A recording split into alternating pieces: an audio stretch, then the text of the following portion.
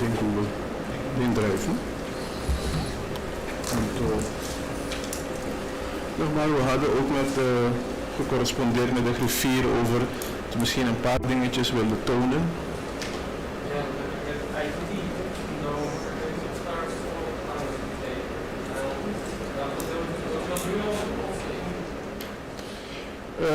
Ja, ik weet, straks gaan we dan plotseling stoppen om dan de IT te...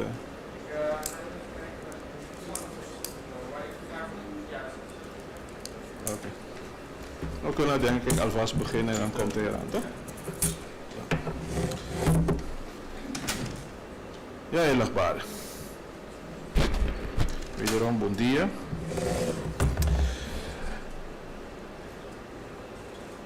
Ik wil even een introductie houden voordat ik eigenlijk één voor één de verwijten die aan Zievinger zijn gedaan zal weerleggen.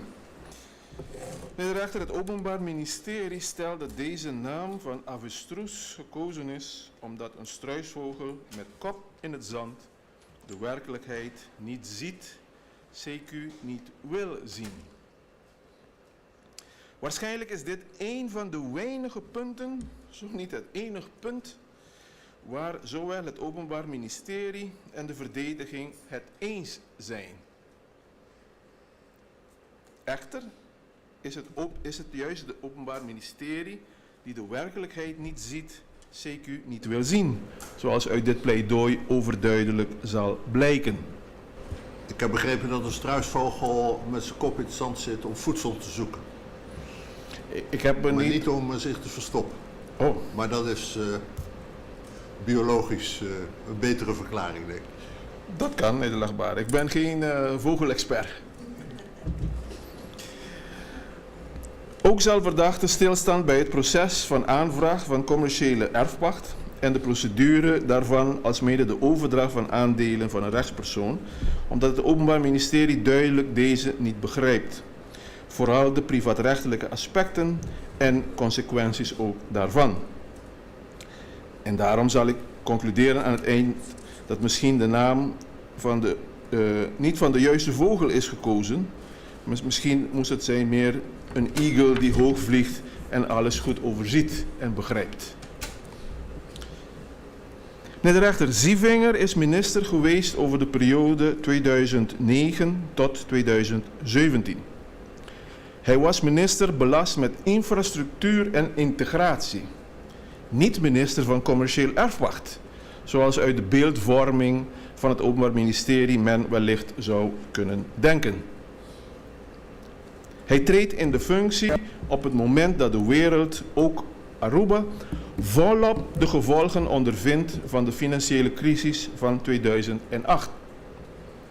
Van de zijde van de nieuwe regering wordt tezamen met de lokale stakeholders het plan opgezet om grote infrastructurele werkzaamheden te gaan verrichten, mede om de economie te stimuleren.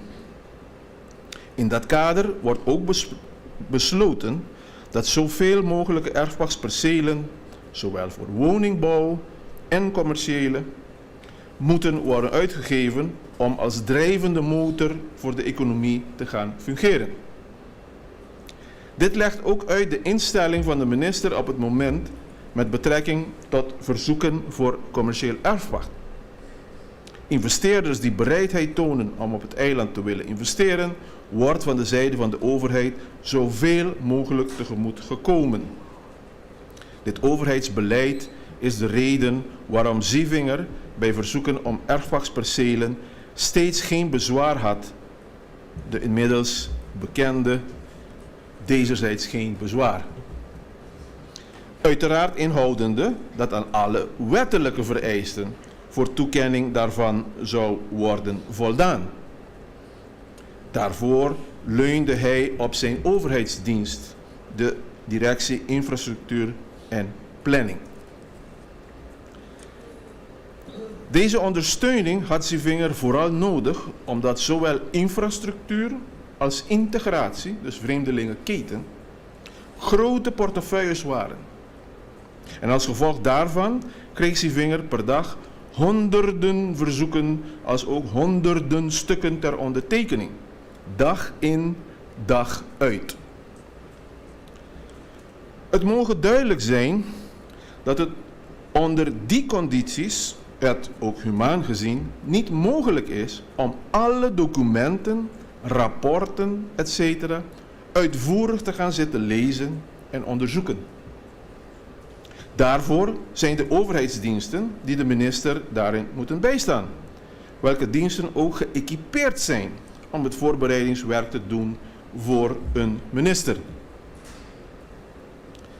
Behalve de vele ambtelijke stukken, rapporten, etc. was Zivinger, zoals alle andere ministers, zowel in het verleden, thans en waarschijnlijk ook straks in de toekomst, geconfronteerd met de korte lijnen die op Aruba bestaan en het feit dat men hier makkelijk en ook de gewoonte heeft om de minister rechtstreeks te benaderen aangaande overheidskwesties. Immers, zelfs de rechterlijke macht erkent dat hier overheidskwesties heel traag lopen. Men heeft zelfs een naam daarvoor verzonnen, het Poco-Poco-beginsel. Burgers worden dagelijks hiermee geconfronteerd en klagen steen en been over de traag handelende overheid. Ten einde een verzoek te bespoedigen, of beter gezegd, het te laten duren zoals het hoort, wordt daarom vaak de minister rechtstreeks benaderd. En net Zivinger was een minister met een open door policy en daarom makkelijk benaderbaar voor iedereen. Soms ook ongewild, aangezien hij dagelijks mensen al thuis op de stoep had voordat de werkdag begon. Er lange rijen op het bestuurskantoor op hem stonden te wachten. Was op het nieuws, eerlijkbaar, een feit van algemene bekendheid. Zowel bij aanvang als wanneer hij aan het einde van de dag weer naar huis ging. Maar ook wederom thuis als hij daar arriveerde. En toch stond Zivinger een ieder daadwerkelijk ook te woord. Daarvoor was hij ook bekend. Wellicht is deze lokale gewoonte en manier van handelen bevreemdend in Nederland, waar er grote afstand bestaat tussen de bewindslieden en het volk. Alhoewel de laatste tijd in negatieve zin blijkt dat aan het veranderen te zijn, zoals we in het nieuws kunnen lezen. Maar dat is wel een realiteit die een rol moet spelen bij de beoordeling van de achtergrond van deze zaak. Anders zal met een Europese blik het onjuiste beeld ontstaan, alsof alleen de personen die voor deze strafzaak terechtstaan, een soort geprivilegeerde toegang tot Zivinger hadden. Niks is minder waar.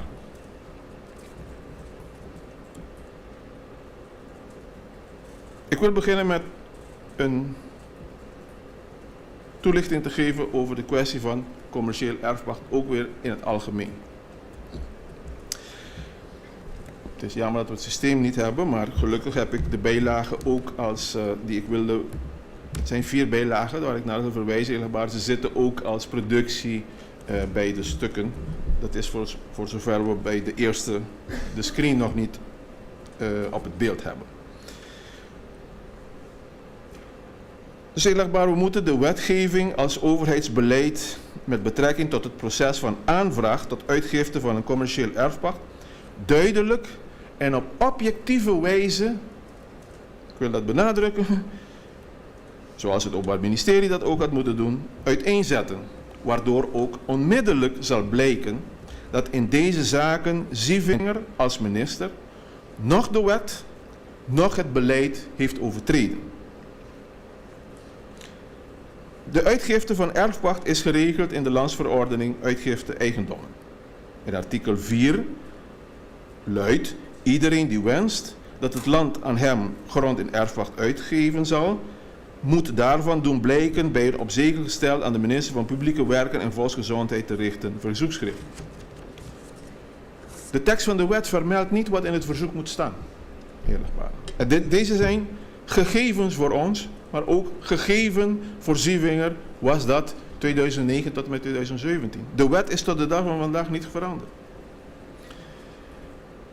Ik heb in 2018, en ik heb de vindplaats, dus de link op het internet, en ik heb het als bijlage bijgevoegd, van het beleid van de directie infrastructuur en planning. Toentertijd. En ik citeer een aantal onderdelen, ik zal ze niet allemaal doen, helemaal, maar de belangrijkste, die voor deze zaak relevant zijn. In de considerans wordt gezegd: het proces van terreintoekenning zal efficiënter en effectiever worden door de depolitisering van het proces. Dus je ziet, het speelt. De directie infrastructuur en planning zal de enige gemachtigde instantie zijn die op basis van vooraf gedefinieerde toekenningsregels terreinverzoeken van burgers in behandeling neemt en tevens keurt. Hiermee zal de burger niet meer afhankelijk zijn van de minister. Vanaf toen. Maar daarvoor was het anders. En de DIP zal maandelijks verantwoording afleggen aan de minister. Dan, voor wat betreft commerciële, dan zit ik op 3.1.1 van het beleid en daar staat: alle grondaanvragen dienen te geschieden op het kantoor van de DIP. Vanaf toen. Dat is toen veranderd. En de DIP legt hoe het proces eruit ziet. Zeg, het proces voor de uitgifte van gronden voor commerciële doeleinden geschiet via het proces van 1. Aanvraag, 2. Korte projectbeschrijving, 3. Optie, 4. Erfpachtovereenkomst, 5. Notariële akte, 6. Bouw en afbouw van het project, teruggave van de performance bond. En dan sla ik wat over, heel lachtbare, en ik ga naar 3.2.1. Daarin staat weer: alle grondaanvragen dienen te geschieden op het kantoor van de DIP. En voor de aanvraag moet 6 florien aan zegel- en legerskosten worden betaald. En nu komt het, eerlijkbare. En dit is cruciaal voor deze zaak. Het beleid vermeldt: binnen 30 dagen na de grondaanvraag dient de aanvrager een korte uiteenzetting van het project, 2 A4'tjes, in te dienen. Met een beschrijving, het type project, grootte van het benodigd terrein, locatievoorkeur, geraamde investering, wijze van financiering, eventuele schetstekeningen.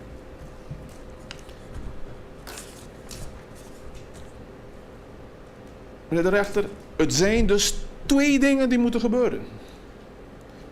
En het OM heeft steeds in deze zaak die 2 aan elkaar samengeplakt.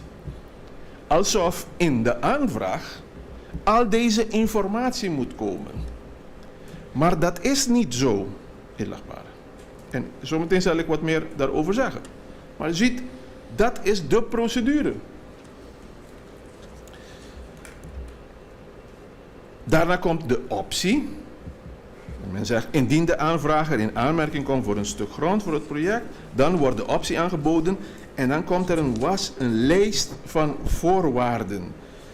Met dingen zoals haalbaarheidsstudie, feasibility studie, social, environmental, economic impact studie, taxatierapport, bouwtekeningen, wijze van financiering. Men krijgt niet zomaar een optie. Men krijgt niet zomaar een optie met een krabbeltje op een briefje. Dit zijn de procedures die moeten worden doorlopen. Nadat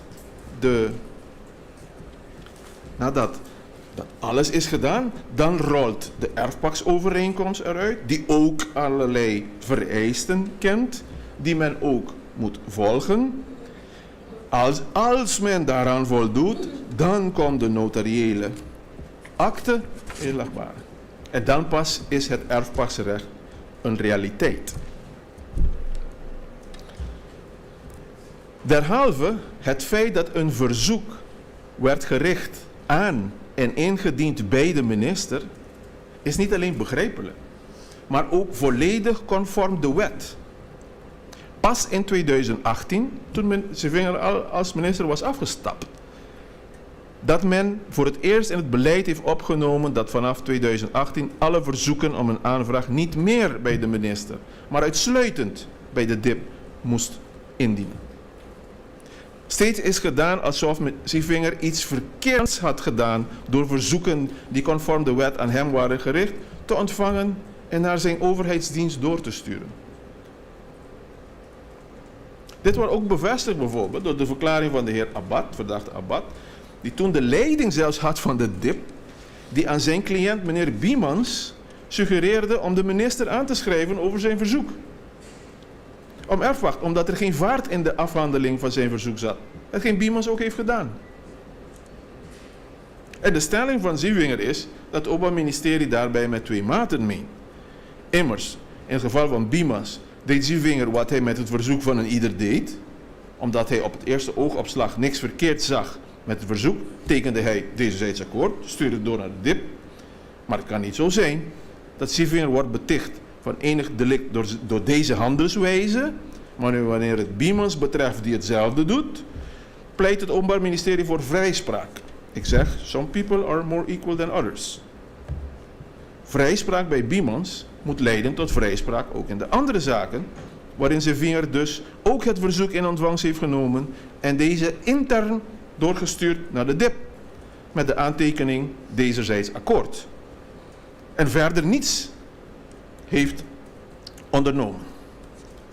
Anders is er sprake van een flagrante schending van het gelijkheidsbeginsel, wat zou moeten leiden tot niet-ontvankelijkheid van het Openbaar Ministerie. Ook geeft het Openbaar Ministerie bewust een onjuiste voorstelling van zaken, alleen om een bepaalde sfeer te creëren en Zievinger in een slecht daglicht te stellen.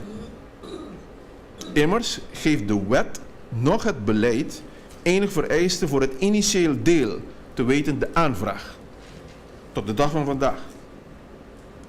Pas 30 dagen na indiening van het verzoek, de aanvraag, moet dat nader worden toegelicht op 2 A4'tjes. En pas dan zijn er vereisten die men moet indienen of overleggen. Steeds hamert het OM erop dat Zievinger op een simpel verzoekbriefje zijn dezerzijds akkoord krabbelt, zonder dat het stuk voldoet aan het beleid van de DIP en niets controleert en daarmee het recht van erfpacht toekent. Bij de aanvraag hoeft dus niets te zitten, meneer de rechter. Zelfs niet wanneer het verzoek bij de DIP wordt ingediend, waar alleen een formulier met basale gegevens worden ingevuld, welke gegevens overeenkomen met eigenlijk dezelfde informatie die op de brief gericht aan de minister voorkomt. Het OM beschuldigt Zievinger dus ter zake bewust van en ten onrecht.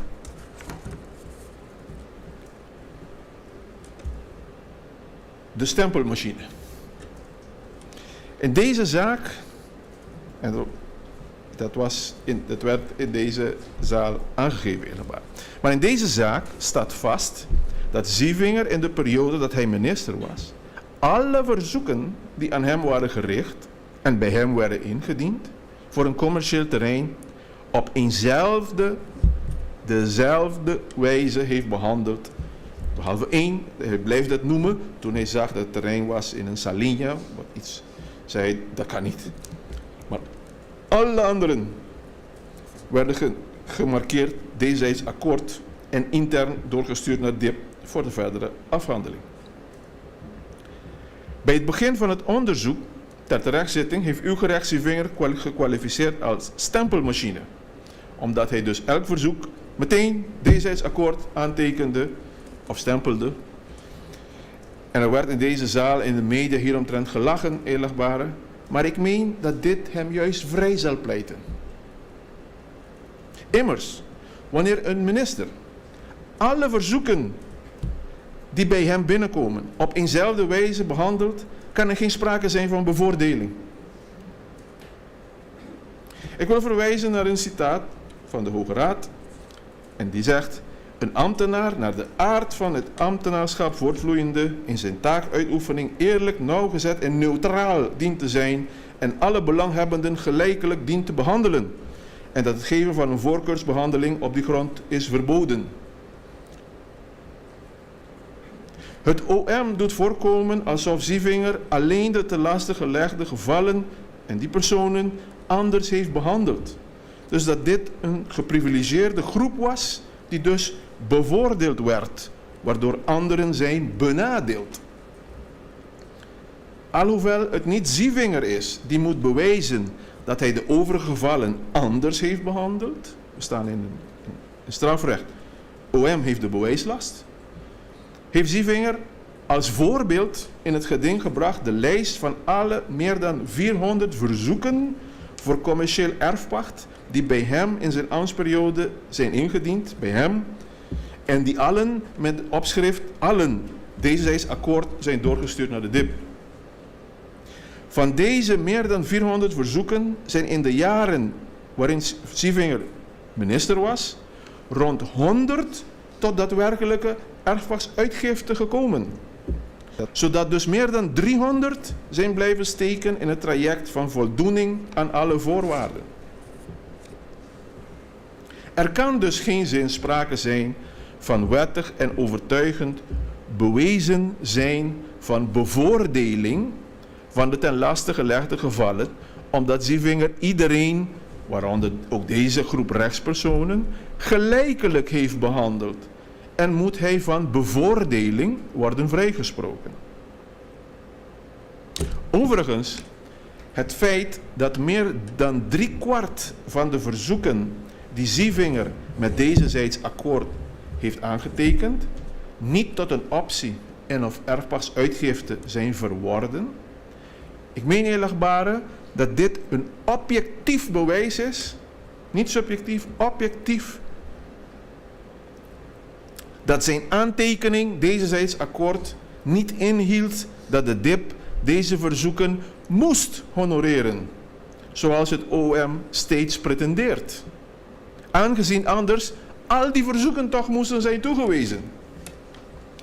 Deze vaststaande feiten zijn daadwerkelijk bewijs, niet loze kreten, niet beschuldigingen en geen onderbuiksgevoelens.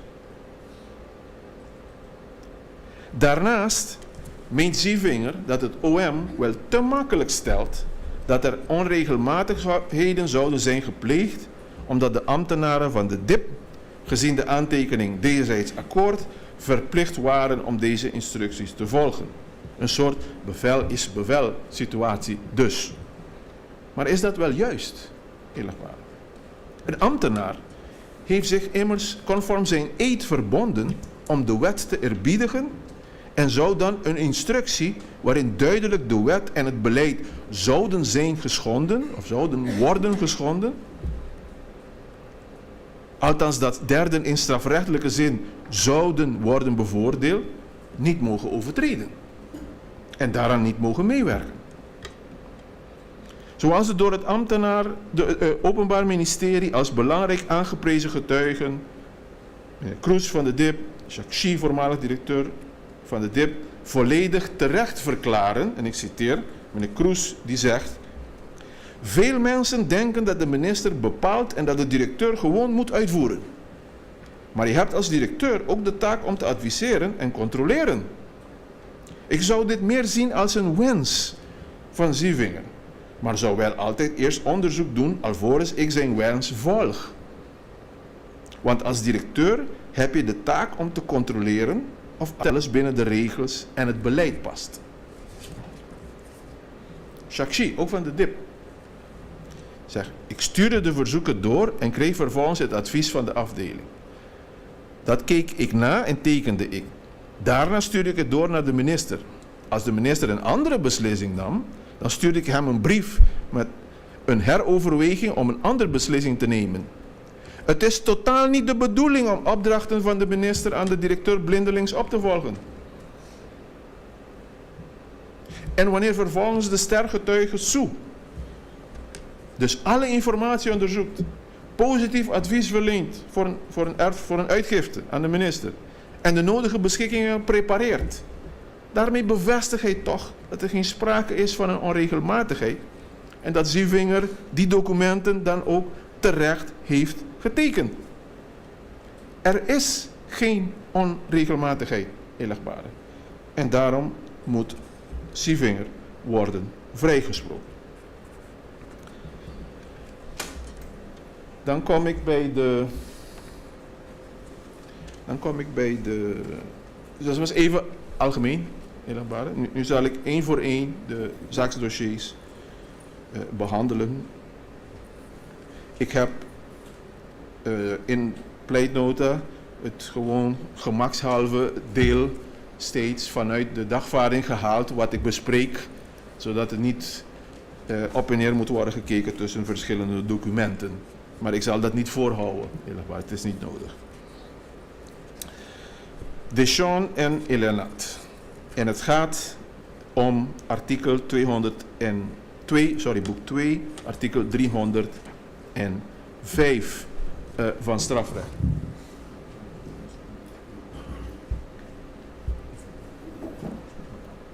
Sorry, eerst jongens, op het niet te keren, checken dat.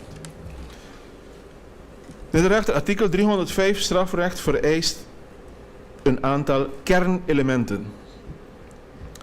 Ten eerste moet bewezen worden dat Zievinger het oogmerk had om zich of een ander wederrechtelijk te bevoordelen, en gezien deze zaaksdossier moet het gaan om de verdachten dan Winterdaal, Arends en of Richardson.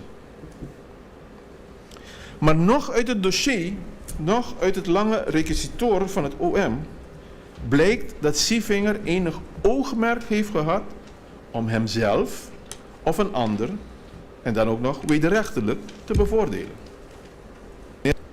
Het is geen punt van discussie dat de rechtspersonen Deschamps en Elenat elk een verzoek hebben ingediend ter verkrijging van een commercieel perceel erfpacht.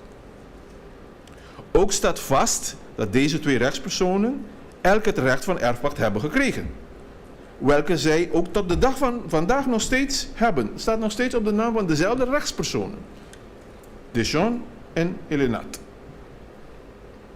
Verder staat ook vast dat de aandelen in deze vennootschappen zijn overgedragen aan derden voordat de erfpachtsuitgifte heeft plaatsgevonden, en dat de overdragers, of één in dit geval, eerlijkbare, daardoor grote financiële voordelen heeft gehad.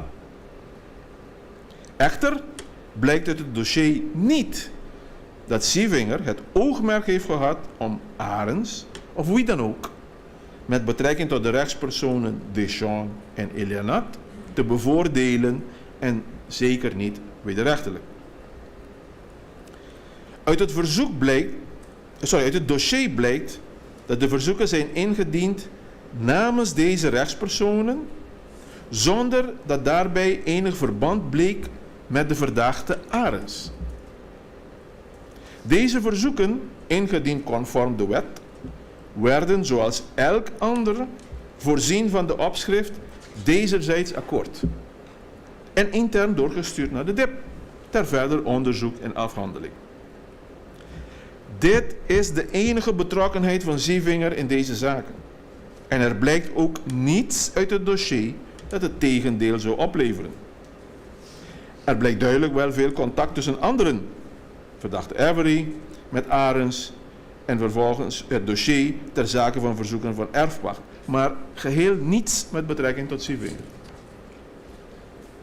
Verdachte Avery heeft wel honderden telefoontjes met Arends, mailt, kopieën van ministeriële beschikkingen, optiebrieven.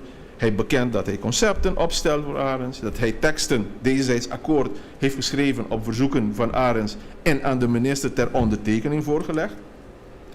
Maar met Zievinger is geen contact.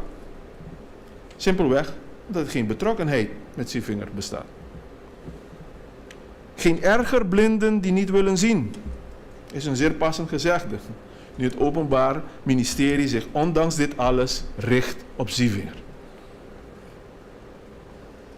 Het oogmerk van Zievinger moet getoetst worden bij zijn enige betrokkenheid, en dat is het door hem aantekenen dezerzijds akkoord en vervolgens doorsturen intern naar de DIP.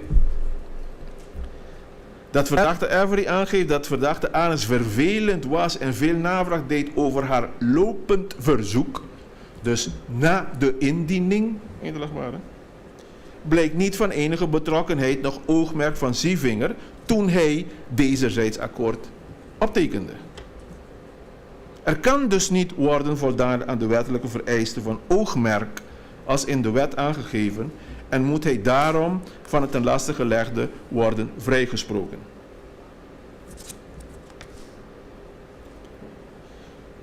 Voor het betreft de door het Openbaar Ministerie voorgedragen bewijzen, zoals die in de dagvaarding vermeld staan, wenst Sievinger deze één voor één te bestrijden, althans te weerleggen, dat hij daarbij op een of andere manier betrokken is. Want OM zegt dat is het delict, en waar zou dat uitbleken, eerlijkbare, dan is het eerste dat door en of namens de Deschamps en of Ilianat en of medeverdachte Winterdaal en of Ares en of Richardson is een aanvraag voor het verlenen van erfpacht, optierecht en of verkrijgen van erfpacht ingediend. En rechter, we betwisten niet dat de rechtspersonen Deschamps en Ilianat een aanvraag hebben ingediend voor het verkrijgen van commercieel erfpacht. Maar daarbij was Sievinger niet betrokken bij de indiening, noch kan hem ter zake enig verwijt worden gemaakt. Dit is een bewijs van wat? Begrijpelijk is dat het Openbaar Ministerie de rechtspersonen Deschamps en Ilianat steeds op één hoop gooit, alsof dat één transactie is geweest. Eerlijkbare. Maar het is zeer belangrijk om deze twee afzonderlijk even te bezien. Immers, Ilianat dient een verzoek in 10 maart 2014, terwijl Deschamps dat pas doet op 20 augustus 2015. 1,5 jaar later. Dus er zijn geen gecombineerde dingen, eerlijkbaar. Op het moment dat het verzoek van Ilianat werd ingediend, is de oprichter Pieter Jefferson Franken. En komt hij alleen voor in de notariële stukken. Hij is tevens directeur van Ilianat op dat moment en degene die het verzoek gericht aan Sievinger tekent. Derhalve wist nog kon Sievinger weten dat dit verzoek op enige wijze verbonden was aan de verdachte Arens. Zelfs een onderzoek bij de Kamer van Koophandel zou tot geen ander resultaat leiden dan dat Ilianat verbonden was aan Franken. Voor wat betreft Deschamps, 1,5 jaar later, blijkt dat de enige oprichter en directeur was de verdachte Winterdaal. Dus ook hieromtrent kon Sievinger niet weten, noch behoorde hij te weten, dat verdachte Arens op enige wijze betrokken was bij of verbonden was met Deschamps en dus enig onderzoek zou tot niets hebben geleid en niks hebben gewijzigd.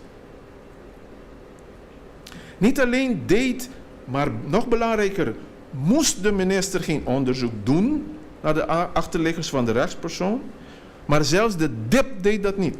Eerlijkbaar. Bewijs hiervan is de verklaring van de door het Openbaar Ministerie als belangrijk gekwalificeerde getuige Dammers, die verklaart. Aan haar wordt de volgende vraag gesteld. Wordt er naar gekeken of de aanvrager al erfpachtsterreinen heeft, de nodige ervaring heeft in grote commerciële projecten, leeftijd, ervaring, etc.?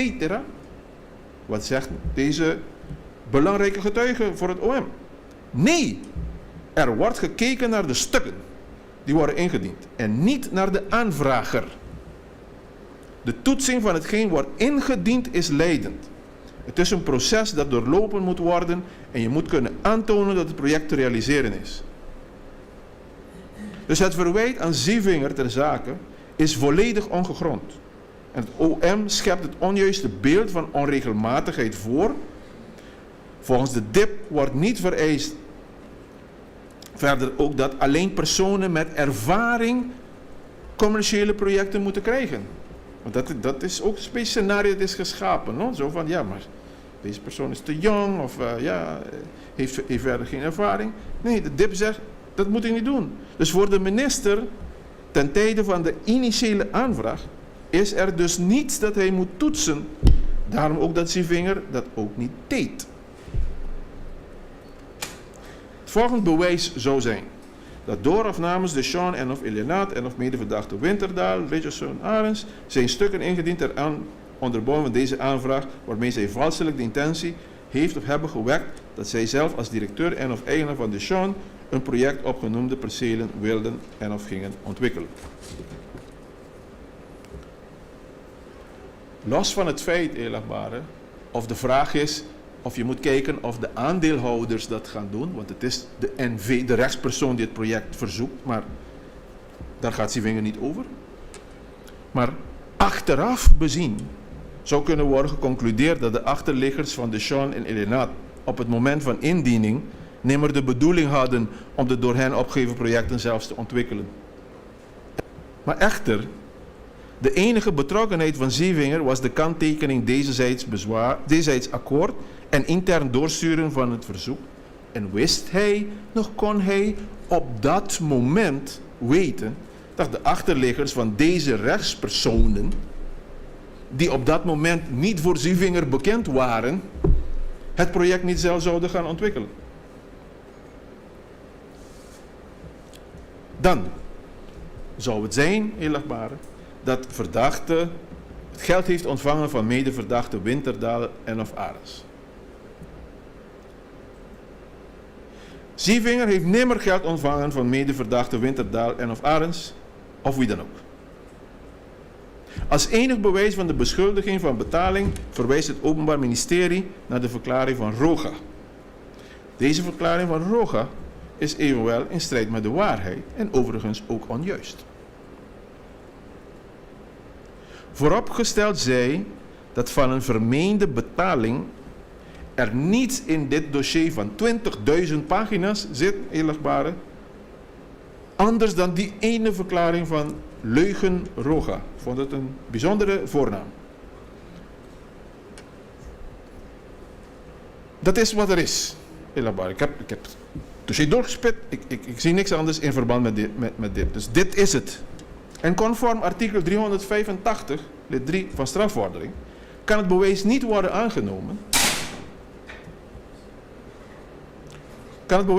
aangenomen. Uitsluitend op grond van de verklaring van één getuige. Er zijn geen twee, er is er maar één. Volgens de jurisprudentie zit er enig rek hierin, in de zin dat een onderdeel van de telastenlegging wellicht uitsluitend door een verklaring wordt gedekt, doch toch bewezen kan worden beschouwd indien de door de getuige vermelde feiten en omstandigheden omtrent de betaling moet steunen in ander bewijsmateriaal. Dit laatste is niet aanwezig. Niemand anders verklaart over een dergelijke betaling nog wegbrengen van geld van Leugen Roga aan de woning van Zievingen.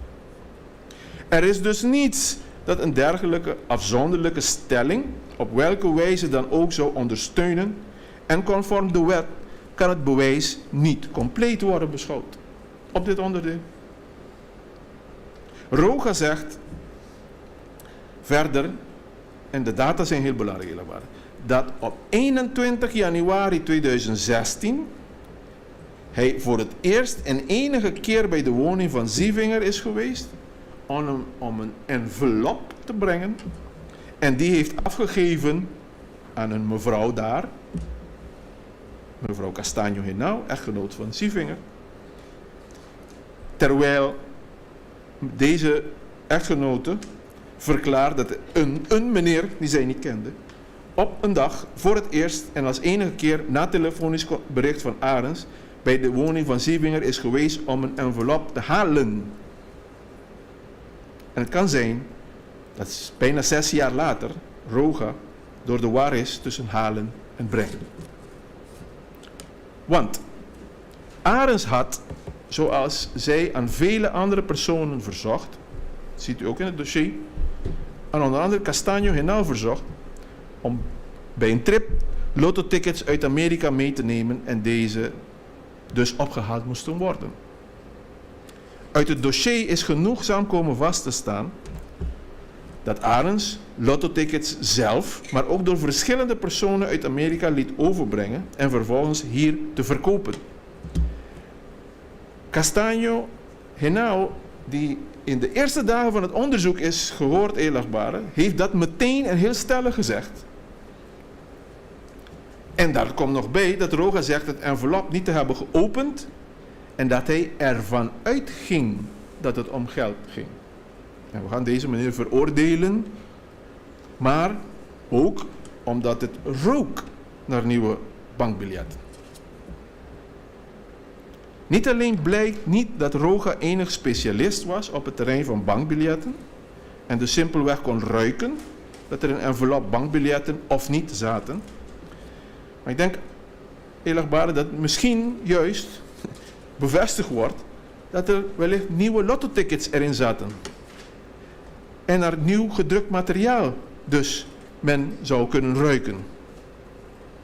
Maar dit wordt ook ondersteund door de eigen verklaring van Roga, die aangaf dat de hele envelop even groot was als een bankbiljet en een dikte had van 7 centimeter. Precies een envelop lottotickets. In ieder geval ontkent Sievinger uitdrukkelijk dan ook enig bedrag te hebben ontvangen, verband houdende met de erfpachtuitgifte aan Deschamps en of Elianat. Omdat het verzoek van Elianat uit 2014 dateert en in 2014 is afgehandeld en in het dossier ook niets meer ter zake is aangevoerd, zou een vermeende betaling in januari 2016 ook niets te maken kunnen hebben met Elianat. Vandaar dat ik zei, u moet het splitsen. Ze worden op één hoop gezet.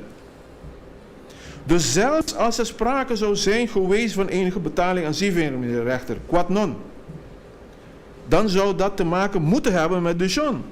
En moet Sievinger ter zake Elianat hoe dan ook worden vrijgesproken. Uit het dossier blijkt dat ook de Landsrecherche zelf meent dat deze vermeende betaling aan Sievinger, die nimmer heeft plaatsgevonden, te maken moet hebben met de verkoop van Deschamps en niet Elianat. Ook Leugen Roga beaamt dat het geld zou zijn gebracht, desneen, direct na de tweede verkoop, zegt hij. Dat is de verkoop van Deschamps, niet Elianat. Maar echter, als we kijken naar daadwerkelijk vaststaande stukken of bewijs, niet verklaring van Leugen Roga, ziet u, dat staat op pagina 16 van het zaksdossier Deschamps, dat de volgende betalingen op de volgende data hebben plaatsgevonden. Men zegt, op de rekeningoverzichten van dit bankrekeningnummer bleek dat onder andere het volgende werd bijgeboekt. $40.000 op 13/11/2015. En de tweede betaling, $110.955 op 11 mei 2016. Er is dus geen enkel verband met januari 2016. Zijnde de datum waarop Roga de lottotickets bij woning van Sievinger is komen halen en geen geld is komen brengen. De eerste betaling is van 13 november 2015 en de tweede op 11 mei 2016. En ook dit geeft objectief weer dat het geen Roga stelt niet klopt. Nu hij zegt dat het geld direct na de verkoop is gebracht naar de woning van Sievinger. Dan, edelachtbare.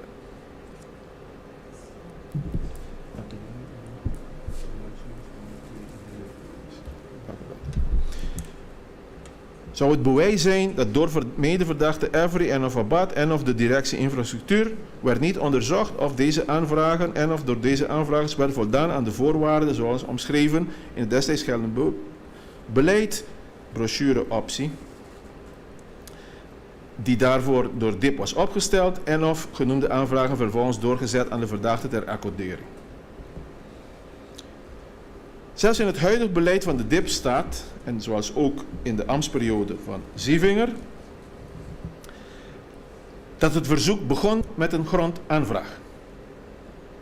Er wordt op geen enkele wijze verder aangegeven in het beleid waaraan zo'n verzoek moet worden voldaan. De verzoeken van Elianat en Deschamps waren dergelijke verzoeken en deze werden ingediend bij Sievinger. Sievinger heeft aangegeven dat hij geen bezwaar had tegen deze verzoeken, tekende aan deze bezwaar, stuurde dit door intern naar de DIP. Een zuiver intern document. Zoals het beleid ik heb het genoemd aan het begin, eerlijkbare, 30 dagen na de grondaanvraag moeten die twee A4'tjes met die punten worden ingediend. Dus al die beschuldigingen dat Zivinger geen controle zou hebben uitgevoerd, CQ de verzoeken moest hebben onderzocht, of zij voldeden aan de voorwaarden van het beleid, zijn gewoonweg onjuist en ongegrond. Dat deel van het proces vindt plaats bij de DIP en daarom ook dat Zivinger de verzoeken voor grondaanvraag, ik noem ze fase 1, heeft doorgestuurd naar de DIP. Zoals uit het dossier blijkt, er zijn verschillende verklaringen daaromtrent gezegd, werden de verzoekers door de DIP vervolgens gebeld om het benodigde formulier alsnog te komen invullen. En zou alsdan de korte projectbeschrijving plaatsvinden. Eerlijkbare. En ik heb, als u even kijkt, naar productie 2. Ja. Vamos a ser más grande, ¿no? Ja.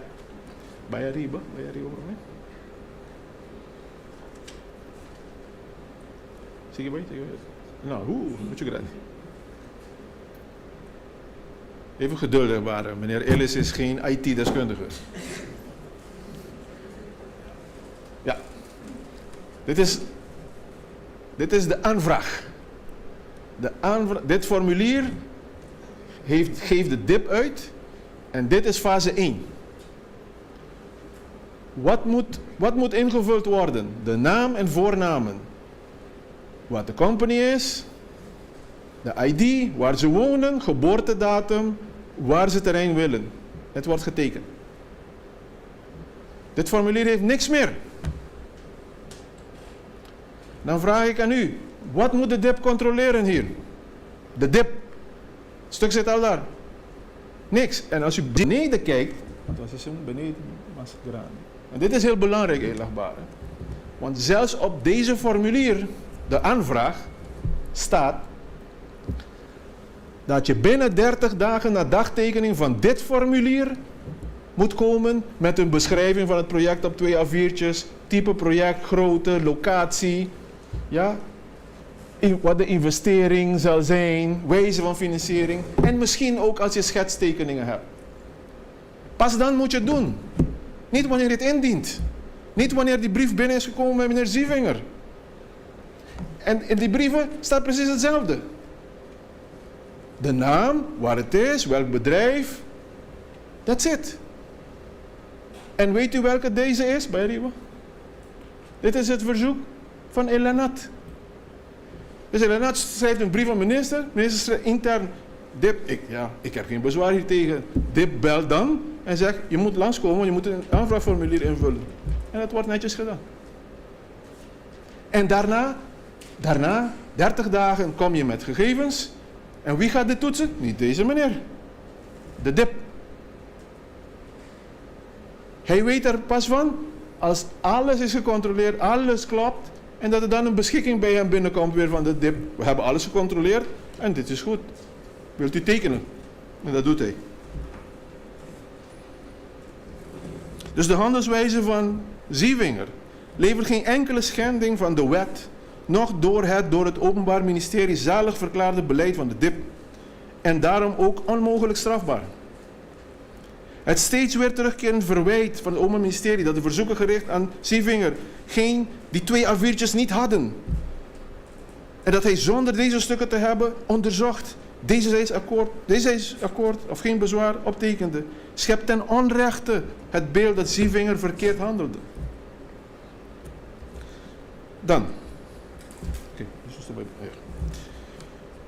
De Zivinger was volgend bewijs van zijn schuldigheid, eerlijkbare, of schuldig zijn, dat door verdachte niet wordt onderzocht of getoetst of deze aanvragen voldeden aan genoemde voorwaarden voor de optieverlening en of erfpachtsbevestiging en of werden deze aanvragen op dezelfde dag, althans zeer korte tijd na binnenkomst met de aanvraag geaccordeerd door verdachte en ter verdere afhandeling naar medeverdachte abat gestuurd. De Zievinger was conform het beleid niet gehouden om de grondaanvragen het eerste verzoek te onderzoeken. Juist daardoor stuurde hij die door naar de DIP. Het was de DIP die de voorwaarden eerst voor optie, de waslijst heb ik bijgevoegd, eerlijkbare, en vervolgens voor erfpasuitgifte opstelde en aan de minister ter ondertekening aanbood. De opties en erfpasuitgiften zijn terecht en volgens de wet en beleid afgegeven. Er was geen grondslag, noch noodzaak voor Zievinger om deze wederom naast de DIP te gaan toetsen. Het snel doorsturen van alle verzoeken die Zievinger in 8 jaar tijd kreeg, eerlijkbare, is geen strafbaar feit. Laat ik dat ook voorop stellen. Eigenlijk moet de overheid snel handelen. Meneer de rechter, soms komt er toevallig bewijsstukken in handen van de verdachte die hem vrijpleiten. Immers, het verwijt van het Openbaar Ministerie is dat alleen een selectieve groep mensen, de verdachten in deze zaak, het zover kregen dat zij op hun schriftelijke verzoeken zonder de dus niet vereiste bijbehorende informatie, die 2 A4'tjes, meteen de krabbel dezijds akkoord kregen en dat dit ook een instructie was aan de DIP om deze verzoeken te honoreren. Dat is de rode lijn. In deze zaak, of in de zaak Deschon ben ik even bezig, in de zaak Deschon geeft het Openbaar Ministerie aan dat personen dus buiten deze selectieve groep, zoals meneer Dick Matthijs van Heusden, nou weet u, ja, hij was een arme man, hij viel buiten deze speciale groep. Hij was dus uitgesloten en daarom overgeleverd om rechten van deze selectieve groep mensen te moeten kopen, omdat zij nimmer een dergelijke dezijds akkoord van Zievinger zouden kunnen verkrijgen. Deze meneer van Heusden is als een belangrijke getuige voorgedragen door het Openbaar Ministerie. Meneer de rechter, wat is het toeval? In diezelfde periode dat Elanat het verzoek had gericht aan minister ter verkrijging van het perceel, en de nummer is heel belangrijk ook, eerlijkbare, nummer 3867, aan de Sazakiweg, naast Superfood, om u even aan te geven waar dat ongeveer ligt.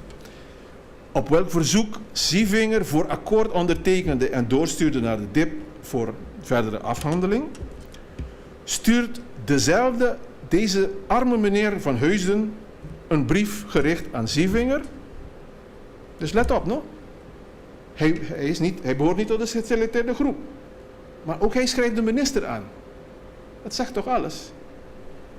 Dus hij richt zich niet tot de DIP. En hij vraagt precies hetzelfde terrein. Het Openbaar Ministerie heeft een versie van deze brief overgelegd. Dat is pagina 1037 van het getuigendossier. Maar niet de brief die bij Zievinger terecht is gekomen. En welke hierbij wordt overlegd als bijlage 3. En ik heb het even op de screen inlegbare. U kunt zien. Het is de brief van meneer Dick van Heusden, edelachtbare. Deze brief is dus gericht aan Zievinger. Meneer heeft geen enkele onderbouwing. Deze brief bestaat uit 3 zinnen. Hij zegt: ik verzoek uw medewerking tot mijn aanvraag tot het verkrijgen van een commercieel terrein aan Sasaki. En ik wil perceelnummer 3867. Dit terrein is bestemd voor commerciële ruimtes. Te zijner tijd zal ondergetekende een gedetailleerde businessplan indienen met een schetsontwerp. En edelachtbare, u raadt het al. Zievinger schrijft beneden: DIP, akkoord, gaarne uw medewerking.